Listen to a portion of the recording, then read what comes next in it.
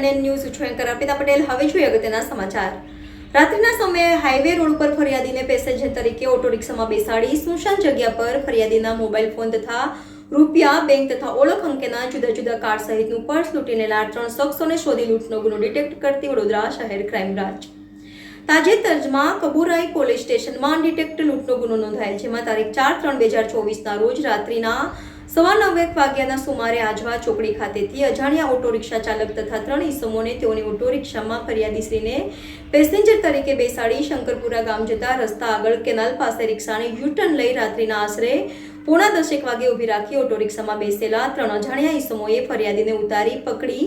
ખિસ્સામાંથી OnePlus કંપનીનો mobile phone, પાકીટમાંના રોકડ રૂપિયા 4,700, 2 એટીએમ કાર્ડ તથા આધાર, ચૂંટણીના પાન કાર્ડ મળી કુલ રૂપિયા 19,700ની લૂંટ કરેલ છે। વડોદરા શહેર ખાતેથી પસાર થતા હાઈવે રોડ પર ઉપરોક્ત લૂંટનો ઉપરાંત વધુ એક લૂંટ અને ખૂનનો ગુનો નોંધાયેલ હોય હાઈવે પર રોડ પર બનતા ગુનાઓ અટકાવવાની તેમજ બનેલ લૂંટ અને ખૂનના ગુનામાં સંડોવાયેલા આરોપીઓને શોધી કાઢવા અતિ ગંભીર ગુનાઓ ડિટેક્ટ કરવાની માનનીય પોલીસ કમિશનર શ્રી નરસિંહા તોમર સાહેબે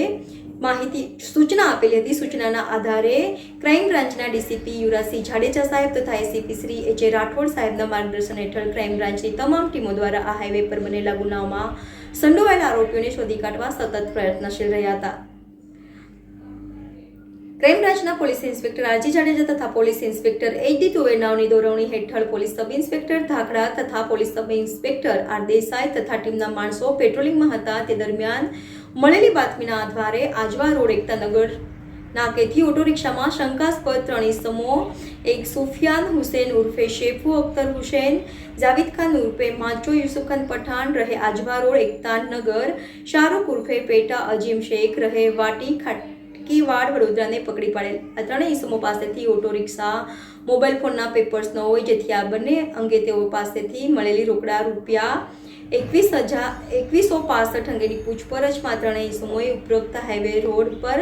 લૂંટનો ગુનો આચરેલ હોવાની કબૂલાત કરી હતી અને પોલીસે આ લોકોને પકડી આગળની તપાસ માટે પૂછપરછ કરવા માટે પોલીસ સ્ટેશનમાં સોંપવા કાર્યવાહી કરવામાં આવેલી હતી। N N reporter Ejaz Shaikh, N N news Vadodara. દર્શક મિત્રો, તમારી આસપાસ બની રહેલી અવનવી ઘટનાઓ વિશે જાણવા માટે એનએન ન્યૂઝને લાઇક કરો, શેર કરો, સબસ્ક્રાઇબ કરો અને બેલ આઇકન પ્રેસ કરો, જેથી આપને નોટિફિકેશન્સ મળતી રહે।